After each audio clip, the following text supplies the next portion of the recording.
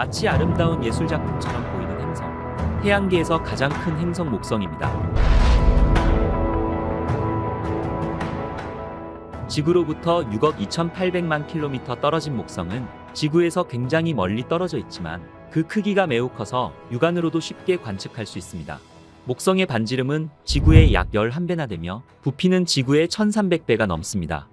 목성의 가장 깊숙한 내부에는 얼음이나 암석으로 이루어진 핵이 존재하고 그 위로는 액체 금속 수소, 그 위로 헬륨이 작은 물방울 형태로 존재하는 비균질 지역과 수소 분자 지역, 그리고 대기가 존재할 것이라 추정됩니다.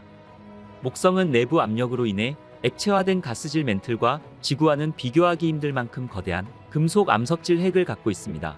목성의 강력한 중력과 자기장은 이러한 거대한 핵과 멘틀로 이루어진 질량에서 나오는 것이며, 만약 목성이 가스만으로 이루어졌다면 뭉치지 못하고 카이퍼 벨트로 쓸려나가 얼어붙었을 것입니다. 따라서 목성에는 대기권을 잡아둘 수 있는 무거운 핵이 내부에 존재한다는 것입니다. 학자들은 목성의 중심핵 질량이 지구 질량의 10배에서 20배일 것으로 추정하고 있습니다.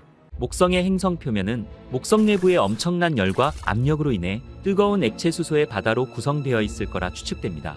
두꺼운 대기층 때문에 행성 내부에서는 당연히 태양과 우주를 볼 수 없으며 칠흑 같은 암흑만이 가득할 것입니다. 오직 빠른 자전과 물질 구성의 차이로 생겨난 것으로 추측되는 거대한 수소구름의 흐름만을 볼 수 있을 것입니다. 초속 수백 미터 이상의 태풍과 남아메리카 대륙 크기의 번개, 무지막지한 압력과 열, 지구의 2.5배나 되는 중력, 몇 초만 쐬어도 즉사할 수준의 방사선과 지속적인 피폭, 지금까지 발견된 그 어떠한 생명체도 생존 불가한 환경이 바로 목성입니다. 목성의 액체 수소 바다의 깊이는 최소 4만 킬로미터로 추정됩니다. 또한 목성 내부로 접근하면 할수록 어마어마한 압력까지 더해지기 때문에 현재의 과학기술로 목성의 내부 탐사는 불가능할 것으로 보입니다. 목성의 방사선. 목성의 방사선 양은 지구 방사선의 500만 배입니다. 목성은 엄청난 양의 방사선을 방출하는데, 갈릴레이 위성 중 목성에서 가장 가까운 2호 표면에 서 있다면 하루 동안 30-60W의 방사선에 피폭당하게 됩니다. 저 정도 시버트면 30초만 노출되어도 위험한 수준입니다. 지구에서 받는 자연적인 방사선 양이 연간 2.312시버트인 걸 감안하면 엄청난 양인 것입니다. 목성 대기 3층으로부터 약 35만 킬로미터 떨어진 2호에서 1년간 산다면 지구에서의 500만 배가 넘는 양의 피폭당하는 셈인 것이죠. 이런 극단적인 방사선은 우주선이 행성 가까이 접근하는 것을 어렵게 하는데요. 최초로 목성 궤도에 진입한 갈릴레오 탐사선도 목성의 강한 방사선으로 인해 2002년 카메라 고장으로 결국 탐사를 중단하기도 했죠. 목성의 질량. 목성의 질량은 지구의 318배 정도로 이는 태양의 1000분의 1에 해당하는 엄청난 질량입니다. 목성의 질량은 다른 태양계 행성들을 합친 것보다도 무거운데요. 태양계 나머지 7개 행성의 질량을 전부 다 합쳐도 목성의 절반도 되지 않을 정도입니다. 태양계에서 태양이 전체 질량의 99.86%를 차지하고, 목성은 나머지 0.14% 중에서 약 3분의 2인 0.09%를 차지합니다. 뒤를 이어 토성이 0.029%를 차지하며 나머지 행성들을 모두 합쳐도 태양계 질량의 0.016% 정도밖에 되지 않습니다. 목성이 조금만 더 컸다면 태양계가 쌍성계가 됐을 수도 있었을 것이라는 이야기가 있으나, 사실 목성이 조그만한 적색 외성이라도 되기 위해서는 80배는 더 무거워져야 합니다. 설령 목성이 지금의 100배 질량을 가진 적색 외성이 되었다고 해도 현재의 목성 궤도 거리라면 지구에 도달할 빛은 고작 햇빛의 0.02%에 불과하기 때문에 지구 표면 온도에는 직접적인 영향은 없습니다. 그러나 이는 보름달 밝기의 80배에 해당하므로 대낮에는 붉게 보이고 밤에도 야행성 생물들이 생활하기 어렵게 만들어서 야행성 생물들이 생기지 않았을 것이며, 강력해진 중력에 의해 태양계 구조가 격변되면서 지구에 위협을 가할 수는 있었을 것입니다. 1994년 7월 전 세계 천문학자들은 슈메이커 레비9 혜성이 목성에 충돌하는 것을 숨죽이며 지켜봤습니다. 이 사건은 보는 것만으로도 믿을 수 없는 일이었습니다. 이러한 충격적인 사건은 연구조차 생각하지 못하였으며 이전에도 목격된 적도 없었으니까 말이죠. 이 충격적인 폭발은 너무나도 강력했습니다. 이 폭발은 원자폭탄 3억 개에 해당하는 엄청난 위력이었습니다. 총 21개로 쪼개진 혜성의 파편들은 6일 동안 목성 대기에 떨어졌습니다. 그 충격은 목성 대기에서 3000km 높이까지 거대한 물질 기둥을 만들었으며, 구름 꼭대기에서 성층권까지 거대한 잔해 기둥이 생성되었죠. 목성의 엄청난 중력을 고려한다면 이것은 정말 인상적인 것이었습니다. 그리고 목성의 대기 온도를 섭씨 3만 도에 달하는 온도까지 가열시켰습니다. 충돌 당시 혜성은 시속 21만 6천 킬로미터의 엄청난 속도로 이동하고 있었고 가장 큰 조각은 직경 2km에 달하였습니다. 그 충격은 몇 달 동안 거대한 구름을 일으켰으며 목성 대기의 대적전보다도 더 두드러진 흉터를 남기게 되었죠. 슈메이커 레비9과 같은 이 정도의 대규모 충돌은 완전히 전례가 없는 것은 아니었습니다. 사실 우리 태양계는 혜성과 소행성의 충돌에 대한 증거로 가득 차 있죠. 달에서 보이는 운석 구덩이는 아직도 선명한 충돌 자국을 간직하고 있습니다. 과학자들은 6,600만 년 전 백악기 말 거대한 소행성이 지구에 충돌하였고 비조류 공룡들이 갑자기 대량 멸종된 사건을 소행성이 지구에 충돌한 것이라 추정하고 있는 것이죠. 우리는 이런 거대한 충돌 이벤트를 실제로 볼 수 없을 거라 생각했습니다. 하지만 1994년 혜성이 행성에 충돌하는 목성 충돌 사건을 실제로 목격하였죠. 만약 이 혜성의 작은 한 조각이라도 지구에 충돌했다면 지구는 과연 어떻게 되었을까요? 오늘의 우주의 발견은 우주에서 목격된 가장 큰 행성 폭발 사건인 슈메이커 레비9 목성 충돌 사건에 대해서 알아보겠습니다.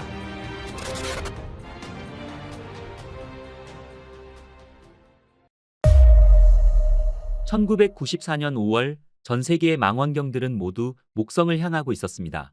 목성을 향해서 날아가고 있는 한 혜성 때문이었죠. 그 혜성의 이름은 바로 슈메이커 레비9 혜성이었습니다. 이 혜성의 발견은 1993년 3월 24일 슈메이커 부부와 데이비드 레비가 캘리포니아의 팔로마 천문대에서 슈미트 망원경을 사용하여 근지 구천체를 찾는 프로그램을 진행하던 중 정말로 우연찮게 혜성을 촬영하며 발견한 것이었습니다. 처음 찍힌 혜성 사진 한 장으로도 혜성이 평범한 혜성이 아님을 알아볼 수 있었습니다. 이 혜성의 핵은 여러 개가 존재했으며 혜성이 목성으로부터 겨우 4도밖에 떨어져 있지 않았기 때문이었죠. 혜성의 움직임을 관찰한 결과 혜성과 목성이 가까워 보이는 것이 그저 바라보는 각도의 문제가 아니라 혜성이 실제로 목성과 가깝기 때문이라는 것이었습니다.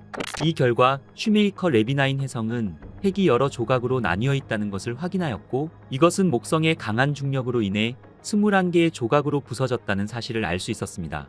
이 사건은 지구에서도 그와 같은 일이 일어날 수 있다는 점 때문에 많은 사람들이 관심을 갖게 되었죠. 슈메이커 레비9 혜성은 1992년 7월 7일 목성으로부터 4만 킬로미터 떨어진 곳을 지났는데 이 거리는 목성의 위성 중 가장 목성과 가까운 메티스보다 안쪽이었고 목성의 로슈안계 내부였습니다. 이로 인해 혜성은 목성의 기조력에 의해 여러 조각으로 분해된 것이었습니다. 원래 지름이 5km 이상이던 슈메이커 레비9 혜성은 목성의 조성력에 의해 지름 1km에서 2km 소혜성들로 분해된 채 차례차례 목성을 향해 돌진하였습니다. 이미 목성의 중력에 잡혀 종말을 향해 내닫는 이 소혜성들의 운명은 불을 보듯 뻔하였지만 이 혜성이 지구에 있는 과학자들에게 제공하는 태양계의 신비로운 장관은 우리가 목성에 대해 알고 있는 단편적 지식 그 이상이었습니다. 이 혜성의 조각들은 각각 알파벳을 따서 A 조각부터 W 조각으로 이름 붙여졌습니다. 각각의 조각들은 그 크기가 수백 미터에서 2km까지 다양하였죠. 1994년 7월 14일 드디어 목성의 강력한 중력으로 인해 산산이 부서진 21개의 조각들이 초속 60km라는 맹렬한 속도로 목성에 돌진하였고 차례대로 충돌하기 시작하였습니다. 이 충돌은 6일 동안 계속되었습니다. 과학계는 관측 계획을 세우는 데에만 약 1년이라는 시간이 걸렸습니다. 미항공우주국은 이번 혜성과 목성의 충돌을 관측하기 위해 전 세계의 지상 망원경과 우주에 떠있는 관측 시설을 총동원했습니다.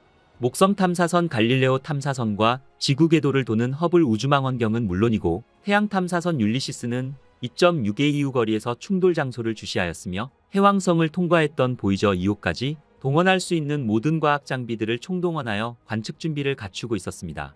첫 번째 충돌은 1994년 7월 17일 새벽 5시 18분 예상대로 목성과 충돌하였죠. 이 혜성을 공동 발견한 유진 슈메이커 박사를 비롯한 전 세계의 천문학자들은 박수를 치며 흥분하였습니다.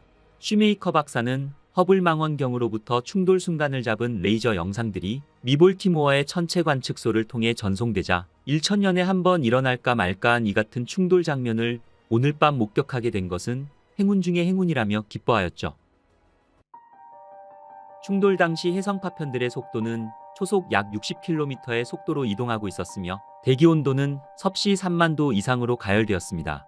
그 여파로 연기의 역류는 목성 바람에 의해 점차적으로 흩어졌지만 충돌 잔해의 어두운 구름은 몇 달 동안 관측할 수 있었습니다.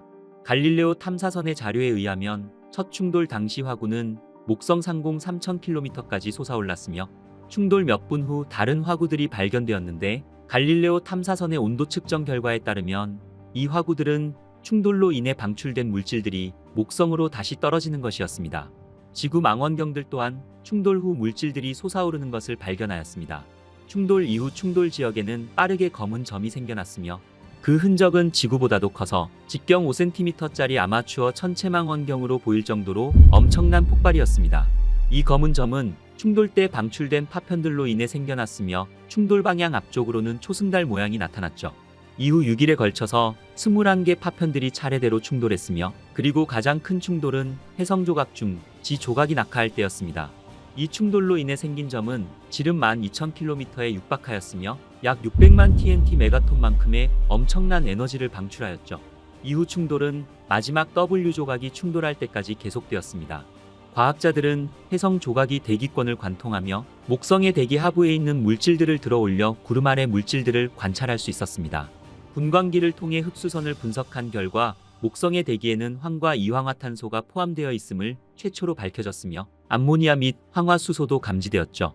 목성에서 발견된 황의 양은 작은 해성 핵에서 나올 만한 양보다 훨씬 컸고 이는 목성 자체에 이러한 물질이 원래부터 존재했음을 뜻하는 것이었습니다. 이 분자들 이외에도 철, 마그네슘, 규소 등 무거운 원자들 또한 감지되었고 이는 해성이 아니라 목성에서 나왔다고 거의 확실시되었죠. 또한 분광기를 통해 어느 정도의 물도 발견되었지만 예측값만큼은 아니었습니다. 이것은 목성의 구름 밑에 물층이 예상보다 더 얇거나 해성이 충분히 대기권 속으로 깊숙이 들어가지 못했음을 나타낸 것이었습니다. 해성의 파편인 K조각은 목성과 충돌한 후 1시간이 지났을 무렵 충돌 지역 근처와 그 대척점에서 오로라가 관측되기도 하였습니다. 이 오로라의 발생 원인은 충돌로 인해 발생한 충격파가 입자들을 가속시켜 태양풍과 비슷한 대기 입자들과 충돌하여 오로라를 발생시켰을 것이라고 추정하고 있죠. 그리고 관측에 참여한 보이저 2호는 아무것도 관측하지 못했지만 이후 과학자들이 계산한 결과 화구가 보이저의 감지 범위 바로 직전까지밖에 올라가지 못했기 때문에 보이저 2호가 관측할 수 있는 것이 아무것도 없었던 것이었습니다.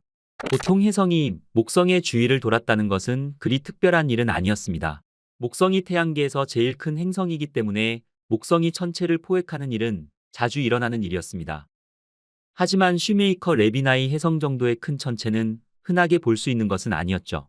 목성을 도는 해성들은 궤도가 불안정하리라고 예상되는데 이는 보통 목성에 포획되면 궤도 이심률이 매우 커 궤도가 찌그러져 있으며 이것은 궤도 원점에서 태양이 궤도에 섭동을 가하기 때문입니다. 한 연구 결과에 따르면 지름 0.3km 정도의 해성은 500년에 한 번 목성에 충돌하지만 1.6km 정도만 되어도 그 기간은 6,000년 이상으로 늘어납니다. 이것은 과거 해성들이 목성 주변에서 갈라져 목성과 목성의 위성들에 충돌했다는 확실한 증거였습니다. 보이저 탐사선들이 목성을 탐사하던 당시 행성 지질학자들은 칼리스토와 가니메데에서 사슬형 충돌구 13개를 찾아냈고 그 당시에는 충돌구의 형성 원인을 알 수 없었습니다.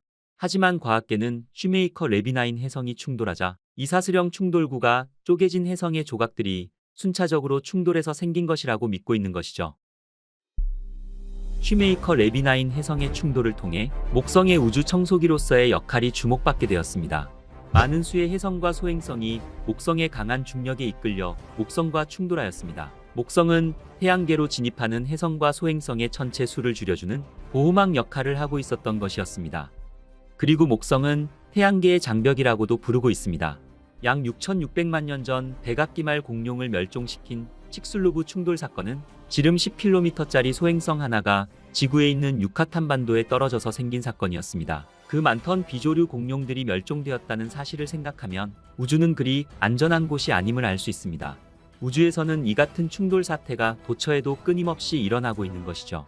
지금도 지구 바깥 궤도를 돌고 있는 거대한 목성은 외부 태양계에서 지구를 향해 날아오는 많은 소행성들이 목성이라는 방패에 먼저 들이받음으로써 지구가 비교적 안전을 누리는 것이죠.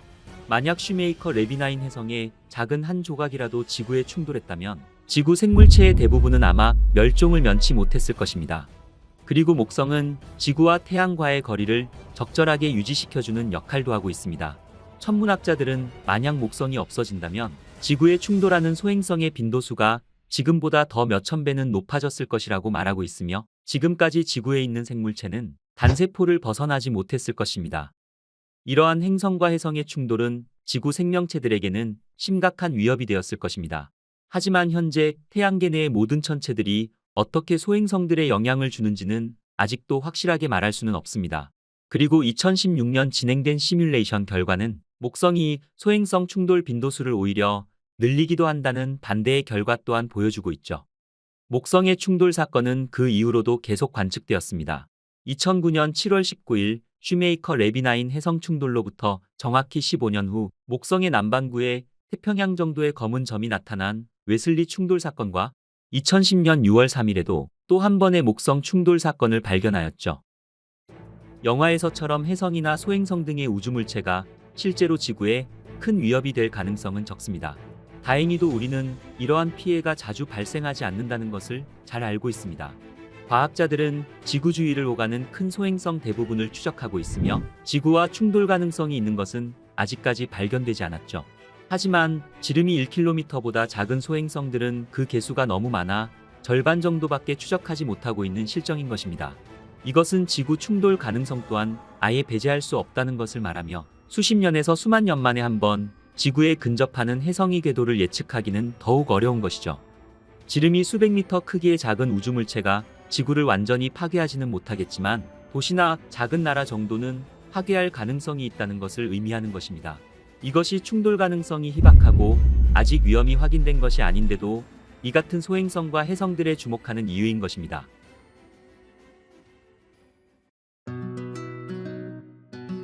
지구를 근접하는 천체에 대비하려면 최대한 일찍 발견하여 그 크기와 궤도를 분석하고 추적하는 것이 중요합니다. 그래야만 지구와 충돌하지 않게 궤도를 바꿔놓거나 충돌 지역을 미리 알고 대처할 수 있는 것이죠. 이에 따라 미양 공우주국 나사는 지구를 근접하는 140m 크기 이상의 소행성 90%를 찾아낼 수 있는 적외선 우주망원경 니오 서베이어를 2026년 상반기 중에 발사할 것으로 계획하고 있습니다. 2011년 8월 발사된 주노 탐사선은 최첨단 관측 장비들을 가득 싣고 2016년 7월 목성에 도착했습니다. 각 장비들은 목성의 숨겨진 비밀들을 벗겨내기 위해 설계되어 있었죠. 엄청난 자기장을 측정하는 자기장 측정기부터 구름 깊숙한 곳을 탐사하는 마이크로파 복사기까지 없는 게 없을 정도로 탐사 목적이 간절했습니다. 그런데 이 모든 장비 중에서 주노캠은 좀 특별했습니다. 다른 장비들과는 달리 주노캠은 처음부터 과학 연구를 목적으로 만들어진 것이 아니었습니다. 오히려 지구에 있는 사람들이 목성의 아름다움을 더 가까이서 볼 수 있도록 일종의 대중소통 도구로 기획되었죠. 하지만 주노캠은 기대를 훨씬 뛰어넘는 대활약을 펼치게 됩니다. 주노캠의 가치는 탐사선이 목성에 가장 가까이 접근하는 금목점 통과 시점에 드러났습니다. 하원 현궤도를 따라 행성 근처를 빠르게 스쳐 지나갈 때 일어났죠. 바로 이때 우리가 지금까지 본 목성의 사진 중 가장 선명하고 가장 자세한 이미지를 포착할 수 있었습니다. 2023년 9월 7일 54번째 금목점 비행에서 찍은 이 사진과 2024년 6월 13일 62번째 궤도 비행에서 찍은 이 사진이 대표적입니다. 주노 탐사선은 단순히 멋진 사진을 찍는 데만 그치지 않았습니다. 주노 탐사선이 정말 남다른 건 전 세계 사람들을 이 미션에 동참시켰다는 사실입니다. 나사는 주노 탐사선이 찍은 원본 이미지들을 전부 공개하며 전 세계 시민 과학자들과 우주 마니아들이 직접 이 이미지들을 처리하고 보정하도록 장려한 것입니다. 그리고 그 다음 벌어진 일들은 우리 모두를 놀라게 했죠. 전 세계 사람들이 원본 이미지 파일을 다운로드해 예술가와 과학자, 프로그래머 할 것 없이 모두 뛰어들게 된 것입니다. 나사의 이런 개방적인 접근 덕분에 원본 사진에서 놓치기 쉬웠던 미세한 구름 구조나 폭풍의 패턴까지도 잡아낼 수 있었으며 그야말로 예술적인 목성 이미지가 탄생하게 된 것입니다. 어떤 사진들은 마치 스테로이드를 맞은 듯한 거대한 허리케인과 같은 사이클론을 보여주었으며 또 다른 사진은 꽃잎처럼 휘감겨 있는 폭풍들을 담고 있었습니다. 그리고 이 구름 패턴 중 일부에는 목성 대기의 다른 층에서 드리워진 그림자까지 너무나 상세했죠. 하지만 이 멋진 사진들은 그 이상의 의미를 담고 있었습니다. 과학자들에게 이 모든 색상의 그라데이션과 기이한 형태의 폭풍들은 훨씬 더 큰 퍼즐의 조각이자 단서가 되는 데이터 포인트가 되었죠. 예를 들어 주노 탐사선이 찍은 사진 중 가장 경이로운 이미지 중 하나는 바로 목성의 북극 저기압성 폭풍일 것입니다. 이 사진에는 역동적으로 움직이는 9개의 폭풍을 형성하고 있었으며 중심에 하나, 그 주위를 8개의 폭풍이 거의 완벽한 팔각형 모양으로 빙글빙글 돌고 있었죠. 심지어 이 폭풍 하나의 크기는 무려 4,000km에서 7,000km에 육박했으며 지구만큼이나 컸습니다. 그런데 한 가지 이상한 것은 목성의 이 엄청난 폭풍들이 수세기 동안 안정적으로 유지되고 있다는 것입니다. 과학자들은 그 이유가 힘의 복잡한 균형 때문이다 말합니다. 폭풍들 간의 상호작용은 물론 목성의 빠른 자전과 내부열 그리고 엄청난 대기압이 합쳐져 폭풍들을 붙잡아둔다는 것이죠. 주노 탐사선은 궤도를 돌 때마다 북극에 더 가까이 다가갔습니다. 이를 통해 탐사선의 장비들은 다양한 방향에서 이미지를 포착할 수 있게 되었죠. 주노 탐사선에 탑재된 마이크로파 복사계는 목성 깊숙한 곳까지 꿰뚫어 볼 수 있게 해주었습니다. 마이크로파의 영상을 다시 한번 보시면 극지방 저기압들이 가시광선 영역에서는 다른 폭풍들과 비슷한 크기였지만 다른 폭풍들보다 더 강한 마이크로파 신호를 보여주며 최소 100km까지 뻗어 있다는 것을 나타냈죠. 더욱 흥미로운 사실은 중심에 있는 저기압 폭풍이 가시광선과 적외선 이미지에서는 모두 선명하게 나타났지만 마이크로파에서는 사라진다는 것입니다. 이것은 중심 저기압의 지표면 아래의 구조가 주변 폭풍들과는 다를 수 있음을 시사했죠. 주노 탐사선은 목성 대기의 역대급 상세 이미지를 포착해왔습니다. 소용돌이 치는 나선형 팔과 미세한 난류 패턴, 구름이 변하는 모습들까지 담아냈죠. 주노 탐사선은 구름 꼭대기에서 불과 11,000km 상공까지 근접 비행하며 목성의 모든 폭풍들과 소용돌이 치는 구름의 모습까지 우리에게 보여주었습니다. 그리고 이제 우리는 시민 과학자들의 노력 덕분에 마치 살아 숨쉬는 듯한 목성의 구름들을 3차원으로 볼 수 있게 되었습니다. 최근 비행에서는 빠르게 움직이는 고고도 제트기류의 모습을 포착하기도 했으며 이 제트기류는 이전 탐사선에는 보이지 않던 것들이었죠. 하지만 이제 구름띠를 가로지르는 흉터처럼 선명한 흔적을 나타내고 있었습니다. 이미지 오른쪽 중앙 근처에서는 밝은 흰색 구름 덩어리를 볼 수 있습니다. 이것들은 주변 대기 위로 솟아오른 고고도 팝업 구름으로 당시 주노 탐사선이 목성 대기 위 9,600km 상공에서 포착했죠. 하지만 중요한 것은 사진 그 이상이었습니다. 탐사선이 측정한 중력 데이터는 하나의 미스터리를 드러냈습니다. 이 대기띠들이 약 2,900km 깊이까지 뻗어 있다는 것입니다. 비교하자면 이것은 지구의 가장 깊은 지점인 마리아나 해구보다도 무려 270배나 더 깊은 것이었습니다. 제트기류가 행성 깊숙이 곤두박질 치는 이 현상은 우리에게 놀라운 사실을 말해주었습니다.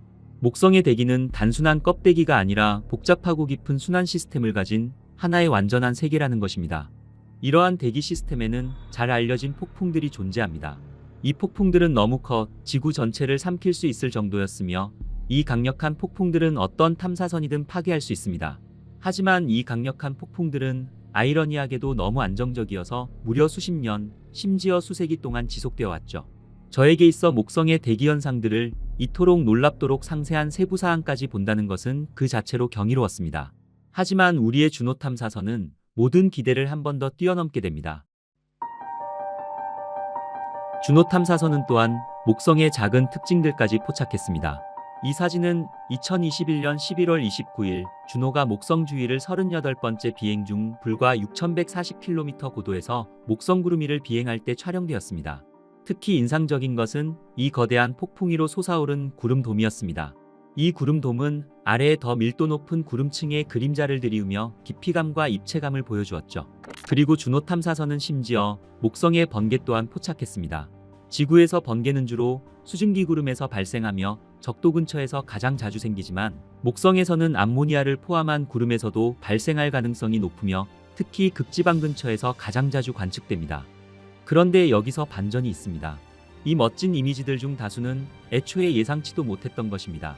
주노 탐사선은 장기 이미지 촬영용으로 설계되지 않았으며 이렇게 많은 궤도를 버텨낼 거라고는 예상하지 못했죠. 하지만 주노 탐사선은 해냈습니다. 그리고 여전히 지금도 제 역할을 다하고 있죠.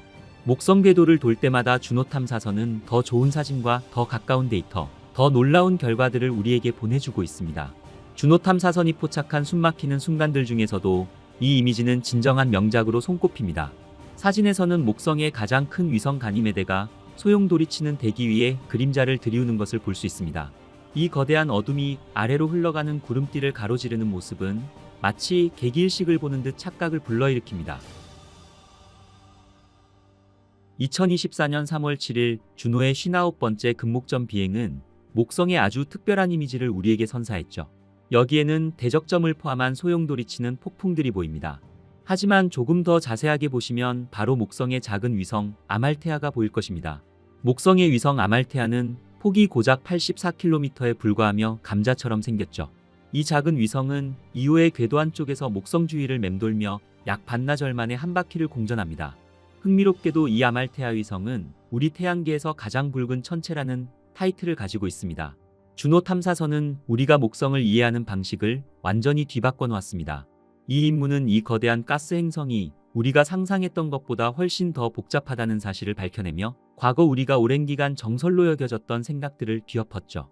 예를 들어 목성의 상징 대적점만 봐도 그렇습니다. 오랫동안 과학자들은 대적점 위주로 대기 표면 가까이에서만 일어나는 현상으로 여겨왔죠.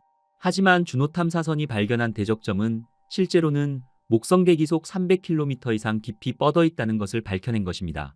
이제 우리는 제임스 웹과 허블 준호 탐사선의 관측 덕분에 대적점이 줄어들고 있는 동시에 더 높아지고 있다는 사실 또한 발견했습니다. 이것은 대적점을 움직이는 에너지가 변화하고 있다는 것을 의미했으며 행성의 더 깊은 곳이나 목성 대기 전체로 에너지가 전달되고 있다는 가능성을 시사했습니다. 준호 탐사선은 목성의 오로라에 대한 생각 또한 바꿔놓게 됩니다. 지구에서 오로라는 태양풍에 의해 발생합니다. 하지만 목성은 행성의 빠른 자전과 강력한 자기장에 의해 구동되며 태양으로부터가 아니라 목성 내부로부터 동력을 얻는 자신만의 독특한 오로라 시스템을 가지고 있다는 것을 의미했죠. 그리고 무엇보다 가장 큰 발견은 목성 핵에 관한 것입니다.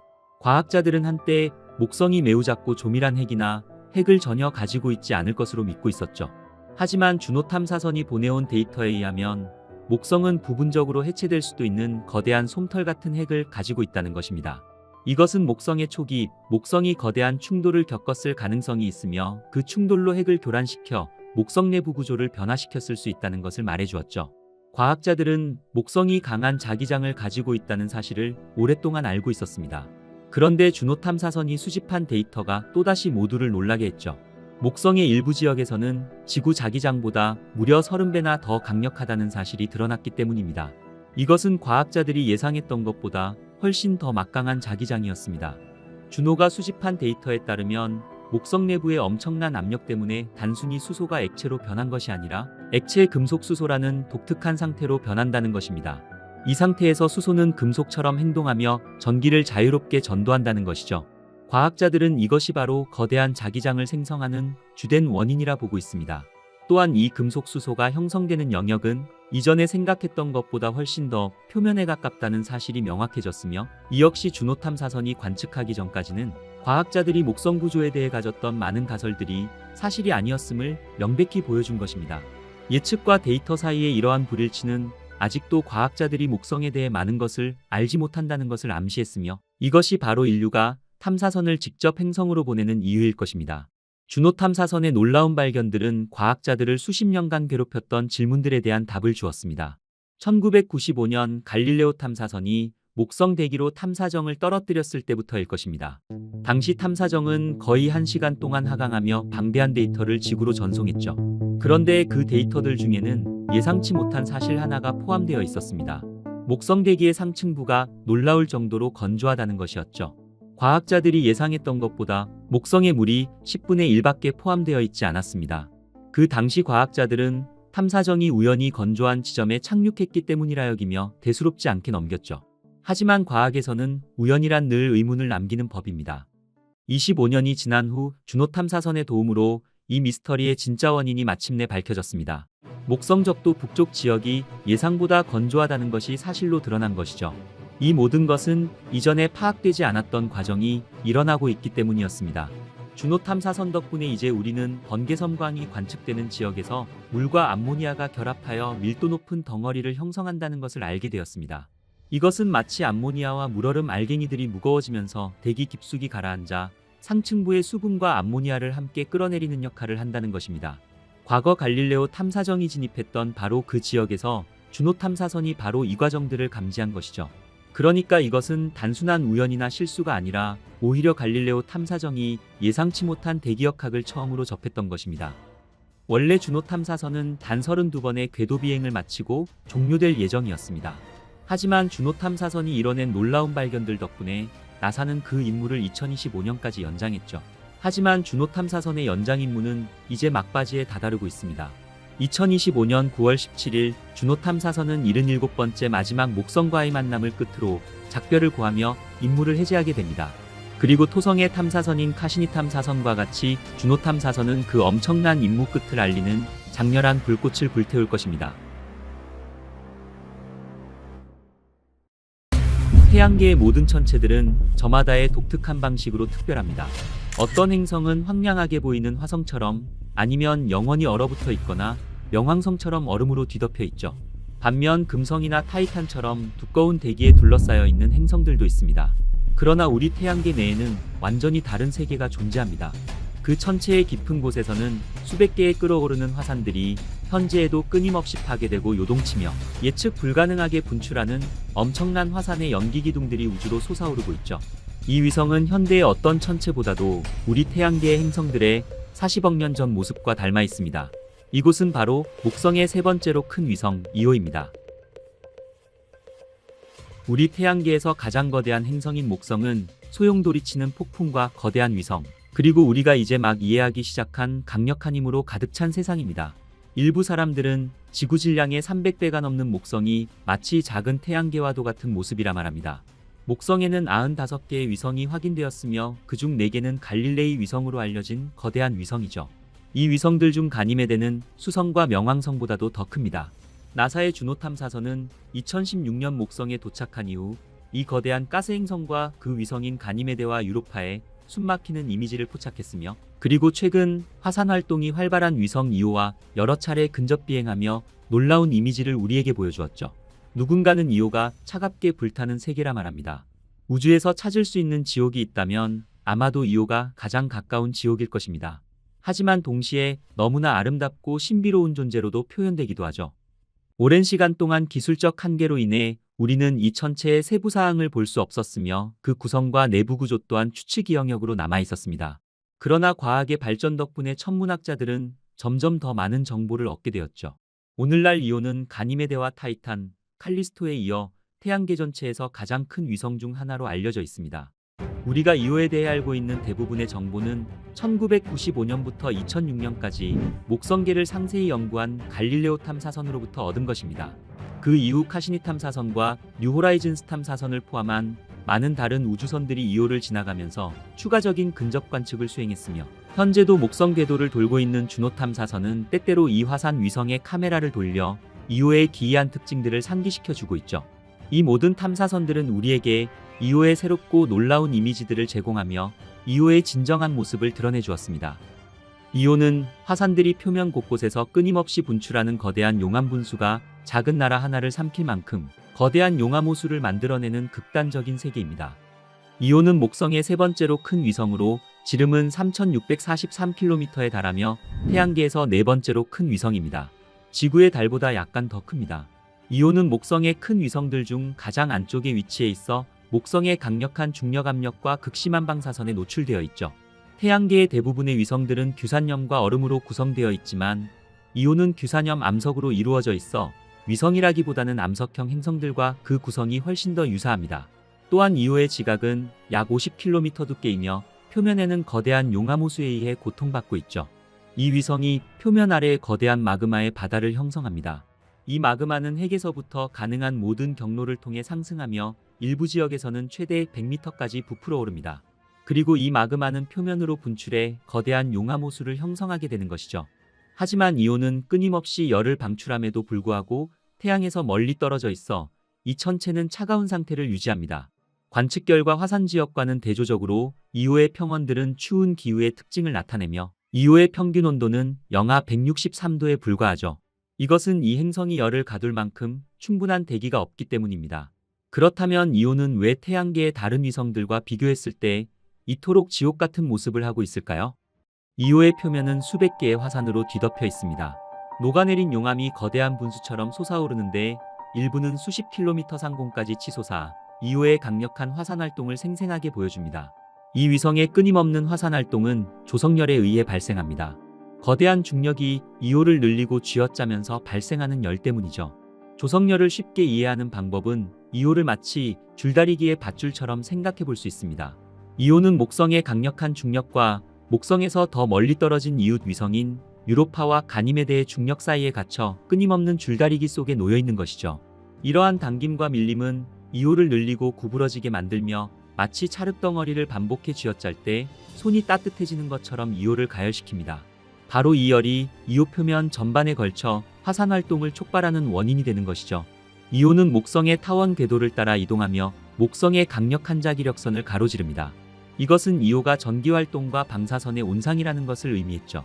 이 위성은 무려 300만 암페어 이상의 전류를 생성할 수 있으며 목성을 가까이 지나갈 때 목성 상층대기에서 번개를 유발합니다. 이오가 이 거대한 방사선대를 통과할 때마다 이 자기력선은 전자기 토네이도처럼 표면을 휩쓸며 매 초마다 약 1톤의 물질을 벗겨냅니다. 이오 표면에서 이탈된 파편들은 자기장에 의해 이온화되어 이오 주변에 구름을 형성하게 됩니다. 그리고 이 구름들은 목성 주위에 훨씬 더 큰 방사선 구름인 플라즈마 토러스로 유입됩니다. 행성과 토러스가 회전하면서 이 이온들 중 일부가 목성의 상층대기로 떨어지며 목성의 눈부시고 화려한 오로라를 생성하게 되는 것이죠. 21세기 초까지 이오의 표면은 최소 5개의 탐사선에 의해 탐사되었습니다. 그러나 가장 핵심적인 통찰력을 제공한 것은 1970년대의 파이오니어 탐사선과 보이저 탐사선이었죠. 과학자들은 탐사선들이 지구로 전송한 이미지에서 거대한 가스 분출을 감지하게 됩니다. 그리고 그중 일부는 무려 500km 높이까지 솟아올랐죠. 이 관측은 태양계 연구에 새로운 장을 열어주게 됩니다. 주노 탐사선의 근접 비행에서 얻은 가시광선과 적외선 이미지를 결합해 이오의 화산 활동 모습을 생생하게 볼 수 있었으며, 그리고 최근 탐사선들의 30년치 데이터를 결합해 이오의 화산 활동 지도를 만들게 됩니다. 이 지도에서는 마그마가 위성 내부에서 분출되는 뜨거운 지점들의 변화하는 모습을 생생하게 보여줍니다. 특히 이 지도에는 극지방의 화산 존재를 보여주며 이오의 지각 아래 마그마 바다의 존재 가능성을 뒷받침해 주었죠.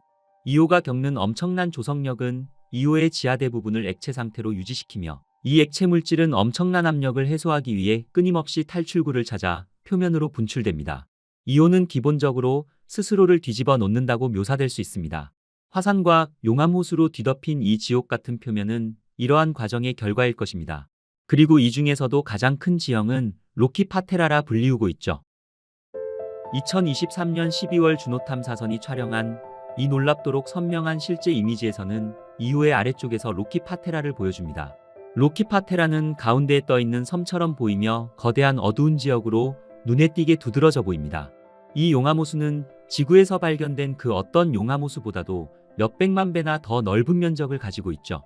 더 자세히 들여다보기 위해 1979년 3월 보이저 탐사선이 촬영한 이미지들을 살펴보겠습니다. 여기서 보시다시피 202km 길이의 이 호수는 마그마로 가득 차 있으며 뜨거운 용암으로 가장자리가 둘러싸여 섬들이 점점이 박혀 있습니다. 연구 결과에 따르면 흥미롭게도 이 화산호수는 호수 내에 식어가는 용암이 주기적으로 가라앉아 한쪽 끝에서 시작된 신선한 용암의 파동이 섬 주위를 흘러 다른 쪽으로 합쳐지는 현상이 발생합니다. 이 현상은 약 500일마다 한 번씩 일어나는 이오만의 기묘한 현상입니다. 더욱 놀라운 사실은 최근 주노 탐사선이 이 지역을 촬영했을 때 영하 130도에 달하는 추운 표면 온도로 인해 새로운 용암이 표면에서 빠르게 식으며 유리처럼 매끄러워진다는 사실이 밝혀졌죠. 이오 내부의 엄청난 열과 압력은 대부분의 지하 물질을 액체 상태로 유지하며, 이 마그마는 압력을 해소하기 위해 끊임없이 표면으로 분출됩니다. 이는 분화구를 채우거나 균열을 통해 솟아오르는 형태로 나타나죠. 이러한 빈번한 용암 흐름은 충돌 분화구를 지우며 용암으로 이루어진 매끄러운 호수와 햇빛을 반사하는 유리 같은 암석으로 호수 평원을 덮게 됩니다. 이것은 우리가 살고 있는 지구에서도 발견되며 화산 활동으로 생성된 검은색 흑요암석 유리와 유사합니다. 그러나 로키 파테라의 동쪽에는 이오 표면의 다른 어떤 특징보다 두드러지는 지형이 있습니다. 바로 펠레 화산 지역입니다. 펠레 화산은 지구가 아닌 다른 천체에서 발견된 최초의 활화산입니다. 이 화산 주위를 보시면 지름 약 1300km에 달하는 거대한 붉은색과 주황색 고리를 발견하실 수 있습니다. 자세히 보시면 하트 모양을 하고 있는 특징을 볼 수 있는데, 이것은 펠레 화산이 300km 상공까지 화산가스 기둥을 끊임없이 뿜어내어 이 가스들은 차가운 이오의 대기에서 곧바로 얼어붙어 넓고 붉은 고리 형태로 다시 지표면에 가라앉은 결과물입니다. 이오 표면은 다채로운 색상으로 뒤덮여 있습니다. 2001년 10월 갈릴레오 탐사선이 촬영한 근접 이미지에서는 투판 파테라를 볼 수 있습니다. 이것은 지름 약 75km의 명확한 화산 함몰지이며 약 900m 높이의 절벽으로 둘러싸여 있습니다.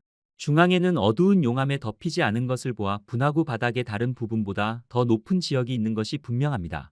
이 지역의 대부분은 화산 분출구에서 새어나온 유황가스가 응축되어 형성된 것으로 보이는 붉은색 퇴적물로 덮여 있습니다. 검은색 물질은 최근 분출된 아직 따뜻한 용암입니다. 노란색은 유황화합물의 혼합물로 추정되며 녹색은 붉은 유황이 어두운 용암과 상호작용한 곳에서 형성된 것으로 보입니다. 이 초현실적인 화산 함몰지는 이 기이한 천체 전역에서 일어나는 화학 반응의 완벽한 예시일 것입니다. 이오 표면 전체에 퍼져 있는 이 모든 혼돈은 다른 어떤 곳과도 비교할 수 없는 화산 세계를 위한 완벽한 조건을 만들어냅니다. 그리고 약 400개의 활화산이 있는 것으로 추정되며 우리는 그중 일부가 분출하는 근접 사진을 포착했죠. 1999년 7월 갈릴레오 탐사선이 촬영한 이 흐릿한 이미지는 화산 프로메테우스가 우산 모양의 가스와 먼지 기둥을 우주 높이 분출하는 모습을 보여줍니다. 2007년 2월 뉴호라이즌스 탐사선이 명왕성으로 가는 길에 이오를 지나가면서 장관을 이룬 분출 장면을 한 번 더 목격했죠. 연속된 이 놀라운 사진들은 약 8분 동안 촬영된 것으로 높이가 약 320km에 달하는 화산 잔해 기둥이 이오 표면 위를 떠다니는 모습을 상세하게 보여주었죠. 이 가스와 먼지는 트바시타르 파테라에서 분출된 것으로 밝혀졌으며 이것은 2000년 2월 갈릴레오 탐사선이 촬영한 근접 이미지에서도 볼 수 있습니다. 그리고 이것은 이오에서 기록된 가장 긴 분출 중 하나로 530일 동안 지속되었죠. 이오는 화산으로만 뒤덮여 있는 것이 아닙니다. 이오에는 거대한 산들도 있는데 일부는 지구에서 발견되는 그 어떤 산보다도 높습니다. 이 산들은 산맥이나 사슬 형태로 함께 모여 있기보다는 고립된 경향이 있으며 이는 지구에서와 같은 판 구조론보다는 화산 활동 결과일 가능성이 높다는 것을 시사했죠. 2023년 10월 15일 주노 탐사선은 이오 표면 11,700km 떨어진 곳에서 이오의 북극 지역을 최초로 근접해 이미지를 포착하게 됩니다. 보이저 탐사선과 갈릴레오 탐사선의 임무에서는 이 지역 데이터를 완전히 수집하지 못했기에 주노 탐사선은 이 지역에서 이전에는 한 번도 본 적 없는 세 개의 산을 발견했죠. 이러한 근접 비행은 이오의 또 다른 특징, 스티플 산을 보여주었습니다. 주노 탐사선의 실제 데이터를 사용해 제작된 나사의 시뮬레이션 이미지에서는 이 기이한 산들의 일부가 어떻게 생겼는지 보여줍니다. 이 산은 첨탑이라는 별명을 가지고 있으며 높이는 약 5km에서 7km에 달합니다. 하지만 이러한 날카로운 지형을 만들어낼 수 있는 화산 활동의 종류를 이해하기란 어렵습니다. 이오의 표면은 의심할 여지 없이 혼돈의 풍경이지만 우리가 적외선으로 이 위성을 확대하여 관찰한다면 이오가 얼마나 극단적인 곳인지 알 수 있습니다. 적외선은 우리가 볼 수 없는 빛의 종류입니다. 2022년 7월 주노 탐사선이 촬영한 이 놀라운 적외선 이미지는 이오가 얼마나 화산 활동이 활발한지 정확히 보여줍니다. 이 붉은색과 노란색 그리고 흰색 점들은 각각 뜨거운 용암이 끓어오르는 지점을 나타냅니다. 색상이 밝을수록 온도가 높습니다. 그리고 이 적외선 이미지를 가시광선 이미지 위에 겹쳐보면 이오의 표면이 얼마나 혼란스러울 수 있는지를 더욱 실감할 수 있죠. 하지만 이오가 지옥의 모습처럼 보일지라도 훨씬 더 멀리서 관찰하면 이오는 우리에게 장엄하고도 멋진 빛의 쇼를 보여줍니다. 주노 탐사선은 2023년과 2024년에 걸쳐 이오의 표면으로부터 약 1500km까지 근접해 여러 차례 용감한 비행을 감행했습니다. 이 지옥 같은 목성의 위성을 근접 비행하는 동안 주노 탐사선은 지평선 위로 솟아오르는 유령 같은 화산의 연기 기둥을 포착했죠. 이오 전역의 화산 연기 기둥들은 매 초마다 4톤 이상의 이산화황과 가스들을 뿜어냅니다. 이 가스들의 대부분은 얼어붙어 표면에 침전되거나 우주로 사라지지만 햇빛의 도움으로 일부 이산화황은 기체 상태로 유지되어 이오의 매우 얇은 대기를 형성합니다. 이 얇은 대기가 목성의 자기장에 갇힌 고에너지 전하입자들과 섞이면 마침내 이오의 신비로운 오로라가 빛을 냅니다. 흥미롭게도 이오의 오로라는 지구의 오로라와 달리 주로 적도에서 발생합니다. 접선 궤도를 따라 날아가는 입자들이 가장 두꺼운 대기층을 통과해야 하기 때문일 것입니다. 1998년 5월 갈릴레오 탐사선이 촬영한 이 놀라운 이미지는 일식 중인 이오의 모습을 보여주며 다양한 가스들의 방출을 나타내는 대기 속에 선명한 색상들을 드러냅니다.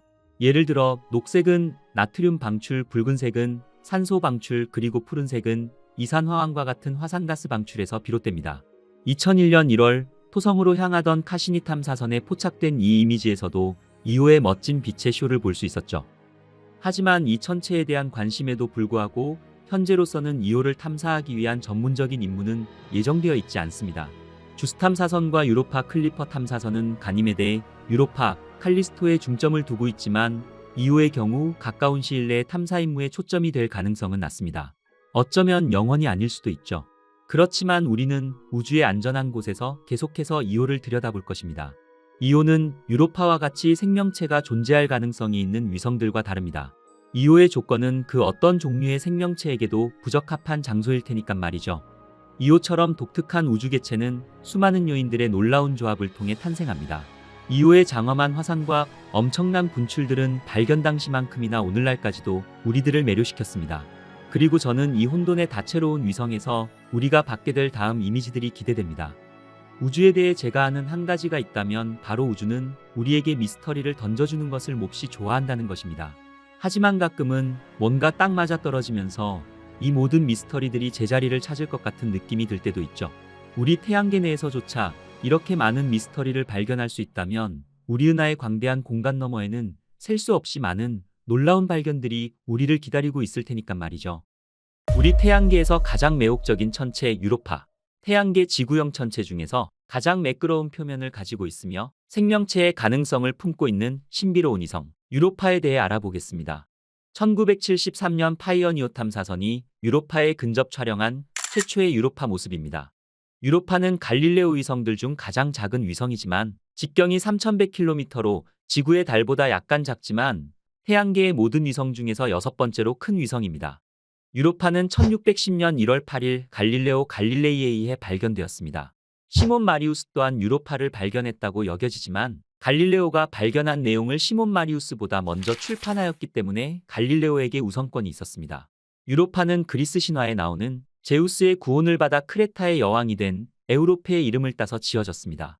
유로파는 갈릴레이에 의해 3개의 다른 큰 위성들인 이오와 가니메데, 칼리스토와 함께 발견되었는데 이오는 1610년 1월 7일 갈릴레오 갈릴레이가 파도바 대학교에서 굴절 망원경을 사용해 발견하였습니다. 하지만 갈릴레오의 망원경 성능 문제로 이오와 유로파는 서로 떨어져 있는 것처럼 보이지 않았고 하나의 점이 있는 것처럼 기록되었습니다. 이오와 유로파가 처음 분리되어 보인 것은 바로 다음 날인 1610년 1월 8일로 국제천문연맹의 유로파의 발견일로 정의되어 있습니다. 유로파의 공전. 유로파 궤도의 긴 반지름은 약 67만 900km이며 평균 공전 속도는 13,740km/s로 목성 주위를 3.5일마다 공전합니다. 유로파에는 조석고정이라는 매우 특징적인 현상이 있습니다. 조석잠금 또는 조석고정은 물체의 같은 면이 항상 궤도를 돌고 있는 다른 물체를 향할 때 발생하는 중력 현상으로 이것은 더 큰 물체가 더 작은 물체에 가하는 중력에 의해 발생합니다. 유로파는 조석으로 목성에 고정되어 있는데 이는 유로파의 같은 면이 항상 목성 주위를 공전할 때 목성을 향한다는 것을 의미합니다. 이런 현상으로 인해 유로파는 목성에 오직 한 얼굴만 보여주게 되는 것이죠. 이러한 이유 때문에 유로파 표면에는 오직 목성만 바라보는 집계점이라 부르는 한 지점이 있으며 이곳에서 목성을 바라보면 마치 목성이 하늘 한가운데에 고정되어 있는 듯 보입니다. 유로파의 궤도는 목성의 다른 위성들이 미치는 중력으로 인해 약간 찌그러져 있습니다. 그로 인해 유로파의 목성 집계점 또한 평균 위치 근처에서 왔다 갔다 하게 만듭니다. 유로파의 궤도가 목성과 가깝게 되면 목성의 강력한 중력으로 인해 유로파의 모양을 변형시키고 목성으로부터 먼 지점으로 이동하면 약해진 중력으로 유로파가 다시 원래 모습으로 되돌아가게 되는 것이죠. 이러한 운동이 표면을 쥐어짜며 유로파의 조석 가속 현상을 만듭니다. 유로파의 궤도 이심률은 이오와의 궤도 공명으로 유지됩니다. 따라서 유로파의 조석 가속은 유로파의 내부가 움직이면서 마찰열을 만들어 바다가 얼지 않게 하는 에너지를 만드는 것이죠. 이 에너지의 발생 원인은 이오가 목성 주위를 돌 때 목성으로부터 받은 에너지를 유로파와 가니메데로 보내기 때문입니다. 이렇듯 갈릴레이 위성인 가니메데와 유로파, 이오는 각각 1대 2대 4의 궤도를 공명하며 공전하고 있습니다.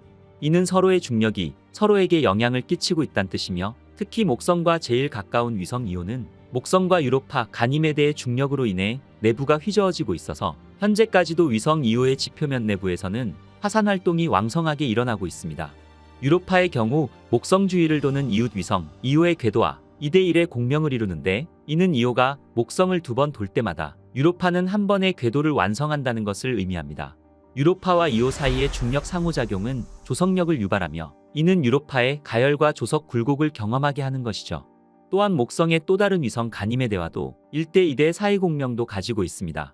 이는 가니메데가 목성 주위를 한 바퀴 돌 때 유로파는 2바퀴 도는 것을 의미하는 것이죠. 이 공명은 달들 사이의 중력 상호작용을 일으켜 유로파의 가열과 지질학적 활동을 일으키게 됩니다. 즉 조석 굴곡에 의한 가열로 인해 유로파의 지표면 아래에는 액체 상태의 물로 이루어진 해저바다를 가지고 있다고 추측할 수 있습니다. 조석력에 의해 생성된 열은 물이 고체로 얼지 않게 하고 달의 얼음 표면 아래에서 액체 상태를 유지할 수 있도록 해주는 것입니다. 유로파의 표면 온도는 평균 영하 160도에서 영하 220도로 표면이 얼어붙을 정도로 추운 환경으로 아주 얇은 대기를 가지고 있습니다. 1995년 허블 우주 망원경은 대부분 산소 분자로 구성되어 있는 유로파에 매우 얇은 대기를 관측했으며, 1997년 갈릴레오 탐사선은 유로파에서 전리층의 존재를 확인하여 대기권에 대한 증거를 보여주었습니다. 유로파는 목성의 지속적이고 강력한 방사선 폭발로 인해 하루에 약 5400mS의 충격을 받습니다. 만약 이 정도의 방사선에 노출된다면 하루 만에 사람이 죽을 수도 있습니다. 이러한 방사선은 유로파 대기에 많은 영향을 미칩니다. 제트추진연구소 JPL이 실시한 최근 연구에서 유로파가 어둠 속에서도 빛날 수 있다는 것을 밝혀냈습니다. 강력한 방사선 이온이 표면에 침투하여 분자에 에너지를 공급하여 가시광선으로 에너지를 방출하는 것입니다. 또한 이러한 방사선은 유로파 대기에 중요한 역할을 합니다. 유로파는 주로 산소로 구성된 매우 희박한 대기를 가지고 있는데, 이러한 대기는 방사선 분해로 생성됩니다. 방사선은 산소 분자를 개별 원자로 분해하고 그 후 다른 분자와 결합하여 새로운 화합물을 형성하며, 이 화합물들은 유해한 방사선으로부터 잠재적인 생명체를 보호하는 데 필수적인 과산화수소와 오존을 포함하는 것이죠.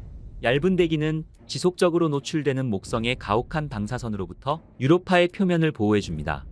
유로파는 태양계 다른 바위나 얼음형 천체에 비해 상대적으로 부드러운 표면을 가지고 있습니다. 이는 목성의 강한 중력에 의해 발생되는 조수에 의해 끊임없이 재구성되고 변형되는 얼음층으로 덮여 있기 때문입니다. 조수 현상으로 얼음이 구부러지고 갈라지게 하여 유로파 표면에 융기와 균열 등 여러 특징들을 형성합니다. 이러한 현상으로 유로파의 표면은 지구의 빙하처럼 압력에 의해 변형되고 흐를 수 있는 물이나 슬러시 상태의 얼음층으로 덮여 있을 것으로 추정되고 있습니다. 또한 유로파의 표면은 목성의 복사층에서 나오는 전하를 띤 입자들에 의해 지속적으로 폭격당하는데, 이러한 현상은 얼음을 훨씬 더 부드럽고 변형되기 쉽게 만듭니다. 쉽게 말해 조석력과 강력한 방사선 이내로 유로파의 표면이 부드러운 상태로 만들어져 표면을 끊임없이 변화시키며 얼음으로 둘러싸인 지각 아래 바다와 같은 액체 상태의 지형을 가지고 있을 가능성을 가지게 되는 것입니다. 이렇듯 얼음층으로 덮여 있는 유로파는 매끈한 표면을 가지고 있지만, 유로파의 적도지역 지각은 15m 크기의 고드름이 하늘로 솟은 구조로 되어 있습니다. 갈릴레오 탐사선이 보내온 자료에 의해 우리는 유로파의 적도가 최대 15m의 얼음 스파이크로 덮여 있음을 확인할 수 있었습니다. 페니텐트라고 불리는 이러한 수직 균열은 칠레 사막과 같은 우리 지구의 건조 기후에 고고도 지방에서 쉽게 발견할 수 있습니다. 이러한 페니텐트는 적도의 직사광선으로 인해 얼음이 녹아 균열이 생긴 것으로 추측됩니다. 유로파의 십자 지형은 반사율이 높은 알베도 지형인 것으로 보여지고, 이는 칼날 같은 얼음 기둥이 있는 페니텐트가 낮은 곳에 있음을 가리킵니다. 알베도 지형은 태양계 천체의 표면에서 대조적으로 반사율이 다른, 즉 두드러지게 밝거나 어두운 부분을 말하는데요. 유로파의 얼음 지각의 반사율은 0.64로 태양계에서 반사율이 높은 천체들 중 하나입니다. 유로파는 태양계의 나이임에도 불구하고 크레이터가 거의 없습니다. 지구의 달에는 지름이 25km 이상인 분화구가 5,000개 이상인 거에 비해 유로파의 표면에는 50여 개 미만의 분화구가 있을 뿐이죠. 이렇듯 유로파의 표면은 지질학적으로 약 3천만 년에서 1억 8천만 년에 불과하며, 이러한 사실은 유로파의 표면이 끊임없이 변화하고 재형성되고 있음을 알 수 있습니다. 이러한 특징은 유로파 표면에 있는 충돌구들은 상대적으로 젊은 데 비해 표면은 판 구조론과 같은 원리로 끊임없이 활동하기 때문이라고 추측되고 있습니다. 유로파의 바다. 과학자들의 추정에 따르면 유로파의 두꺼운 얼음 지각 아래 바다가 존재할 가능성이 제기되었습니다. 최근 이를 뒷받침하는 연구 결과가 발표되었는데요. 나사의 제트 추진 연구소는 유로파의 두꺼운 얼음 지각 아래 최대 100km 깊이의 바다가 존재하며 이는 생명체가 살 수 있는 가장 유력한 곳일 수 있다는 연구 결과를 발표했습니다. 이는 갈릴레오 탐사선의 자기장 데이터에 의해 밝혀졌습니다. 갈릴레오 탐사선은 유로파 자기장의 급격한 변화를 포착하게 되는데 이는 목성과의 상호작용을 일으키는 유도자기장을 가지고 있음을 보여주는 것이었습니다. 유도자기장은 전기전도성 유체가 없으면 불가능한 현상으로 유로파의 표면 아래 전기가 통하는 전도층이 있음을 나타내는 것입니다. 이러한 전도층은 바로 유로파의 지하에 염류가 있는 거대 바다의 존재를 의미하는 것입니다. 특히 지각의 일부 지역은 80도 정도 회전해서 거의 뒤집힌 것처럼 보이는데 이는 지각과 멘틀이 붙어 있으면 불가능한 것으로 액체층이 존재함을 나타내는 것이죠. 리앙 공우주국 나사의 허브루주 망원경은 얼음으로 뒤덮인 유로파 표면에 염화나트륨이 존재한다는 사실을 알아냈습니다. 유로파에는 20km에서 30km의 두꺼운 얼음층 아래에 100km가 넘는 깊이의 바다가 형성되어 있는데 과학자들의 연구에 따르면 유로파의 바다는 지구 바다의 2배나 큰 부피의 바다를 가지고 있다고 추정하였습니다. 유로파는 태양계에서 물을 가장 많이 가진 천체로 생명체의 가능성을 품고 있는 신비로운 위성인 것입니다. 영국 리버풀 오프대의 신임 총장으로 발탁된 모니카 그레이디 교수는 유로파의 얼음으로 된 표면 밑에 생명체가 존재한다고 밝혔습니다. 지구 바다에 있는 문어와 지능이 비슷하거나 더 높은 형태의 생명체를 찾게 될 가능성이 높다고 밝혔는데요. 이는 지구와 같은 생태계의 존재가 태양계 밖에서도 존재할 수 있음을 의미합니다. 1990년 갈릴레오 우주선이 촬영한 유로파의 모습입니다. 유로파의 표면을 가로지르는 길고 연속적인 선이 보이시나요? 리네아라고 불리는 이 선들을 자세히 살펴보면 선들의 양쪽 가장자리에서 얼음이 서로 엇갈려 이동한 흔적이 보여지는데 큰 선은 20km 정도 펼쳐져 있습니다. 어두운 부분은 바깥쪽으로 밀려나 있고 중앙은 가벼운 물질로 이루어져 있습니다. 리네아는 유로파의 얼음 지각이 조석가열을 겪으면서 얼음 표면이 점차 늘어나고 당겨지면서 발생합니다. 조석가열에 의해 얼음 지각의 균열이 생겨 따뜻한 층이 노출되고 따뜻한 얼음이 폭발하듯 뿜어져 나오면서 지구의 해령과 같은 방식으로 선을 만드는 것입니다. 갈릴레오 우주선이 보내온 어두운 점 모양의 지형이 보이시나요? 바로 유로파에 있는 또 하나의 특징, 렌티큘러입니다. 렌티큘러는 라틴어로 죽은 깨라는 뜻으로 유로파 지표면의 돈 모양의 봉우리나 구덩이, 매끄럽고 어두운 점 모양의 특이한 지형들이 거칠게 뒤죽박죽 섞여 있는 곳입니다. 이렇게 뒤죽박죽 형성된 렌티큘러들을 혼란 지형이라고 부르는데 유로파의 대표적인 혼란 지형으로는 코나마나 카오스가 있습니다. 렌티큘러가 생기는 이유는 조석가속에 의한 현상으로 뜨겁고 밀도가 낮은 물질이 표면으로 솟아오르면서 기존 지각을 위로 밀어올리거나 완전히 뚫고 나가면서 형성되는 것으로 여겨집니다. 2012년 말 허브루주 망원경은 유로파에서 굉장히 유의미한 관측을 하게 됩니다. 바로 유로파의 테두리에서 물기둥이 뿜어져 나오는 것을 발견한 것입니다.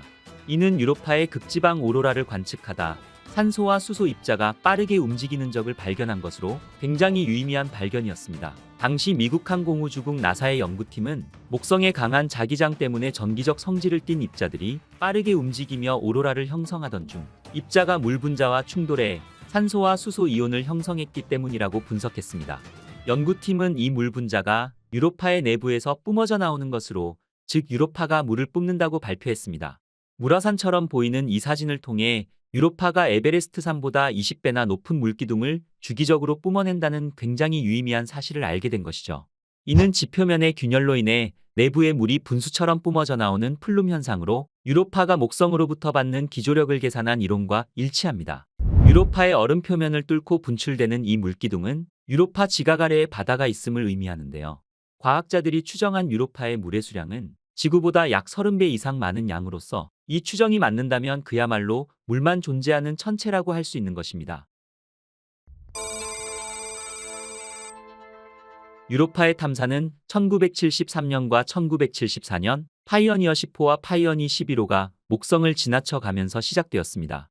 이후 보이저 탐사선은 유로파의 자기장을 측정하여 유로파의 얼음 지각 아래에 있는 바다의 존재를 알게 해주었죠. 1995년부터 2003년까지 8년 동안 목성 궤도를 돌며 유로파를 탐사한 갈릴레오 탐사선, 그리고 현재 목성 궤도를 돌고 있는 주노 탐사선까지 유로파를 방문한 탐사선들은 지표면 아래에 있는 바다와 지질학적 활동, 유기화합물의 가능성 등 우리에게 유로파에 대한 풍부한 정보를 제공했습니다. And lift off. Lift off. The Falcon Heavy with Europa Clipper. unveiling the mysteries of an enormous ocean lurking beneath the icy crust of Jupiter's moon, Europa.